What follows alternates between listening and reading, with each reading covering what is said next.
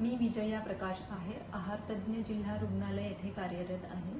आता जी बदली प्रक्रिया झालेली आहे याच्यामध्ये काउन्सिलिंगद्वारे जे आपल्याला ऑप्शन दिले जातात बदलीसाठी ते अतिशय व्यवस्थित सगळ्यांना विश्वासात घेऊन आणि त्यांना ऑप्शन देऊन दिले जातात।